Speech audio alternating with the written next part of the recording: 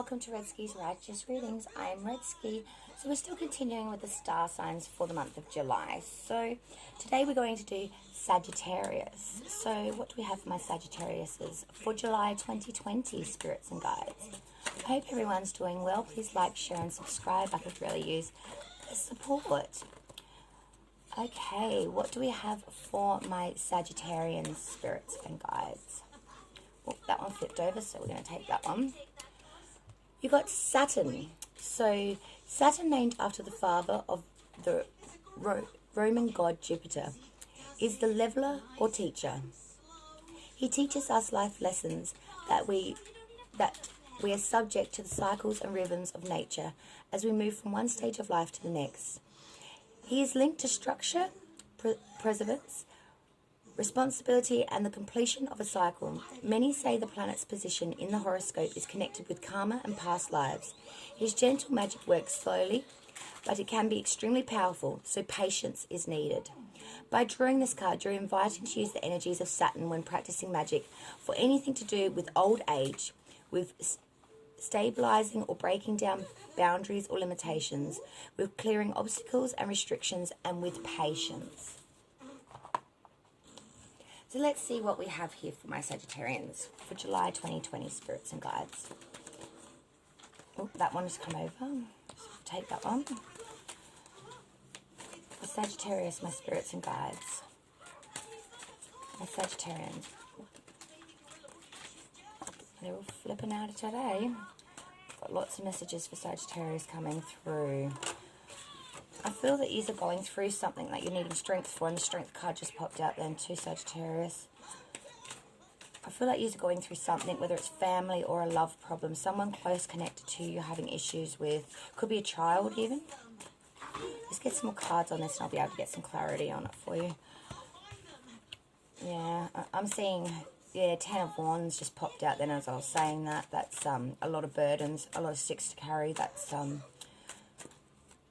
painful. Yeah, what have we got here? Oh, yeah, okay, so we've got, okay, alright, we're getting a bit of a mixed bag here, but let's just keep proceeding and see what I can get out of this for you. Okay, a few reverses coming through now too. Okay, and then we just need an outcome, please, spirits. Alright, my beautiful Sagittarians, at the bottom of the deck, you have the Two of Pentacles as the overall energy for this reading. So let's start with your cards. Please. So, Sagittarians, we've got a bit of a mixed bag here today for you. So we start off in the first position. So our first position is, of course, none other than your you, where you are now, your current position, which is none other than the Five of Cups in the upright. So your Five of Cups speaks of partial loss, regret, friendship without real meaning, marriage without real love, inheritance, incomplete union or partnership. In your crossing, obstacle or issue card, you had none other than the Two of Wands. So I'll just show that to you in the upright, the Two of Wands. So your Two of Wands speaks to mature individual, maybe a ruler, attachment of goals and needs, boldness, courage in undertakings, or a dominant person. So it could be a dominant person sort of coming in on your energy at the moment there, Sagittarius. For your crowning card, or what's immediately above you, you've got the Strength card, sign of Leo as well, the Strength card is. So the Strength card, of course, talks to the tone of having strength. But it also does speak to courage, conviction, energy, resolution, defiance, action, confidence, zeal, matter over mind, and alternately, mind over matter. It stands for accomplishment. In the fourth position, so this is your foundational past. This is the distant past. This energy is now pretty much left you. And that is none other than the Ten of Wands.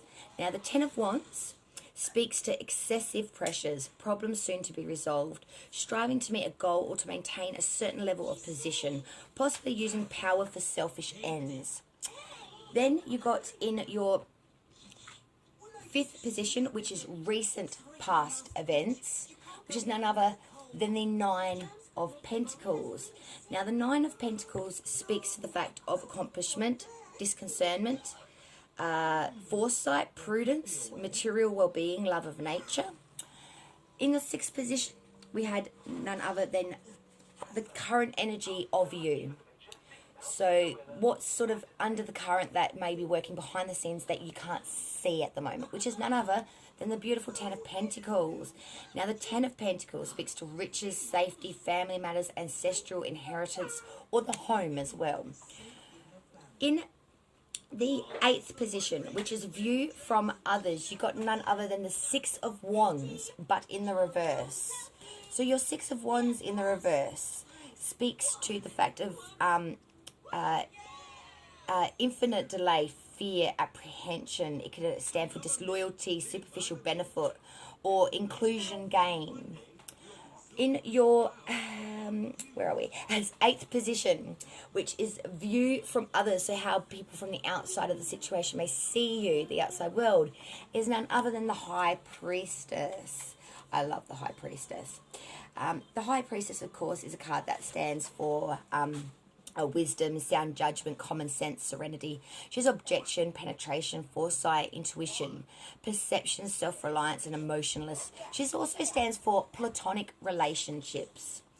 Then for your fears and hopes, you got none other than, of course, the lovely Two of Swords in its upright. So she stands for, of course, balancing forces, harmony, firmness, concord. She also stands for offset factors, stalemates, and affection.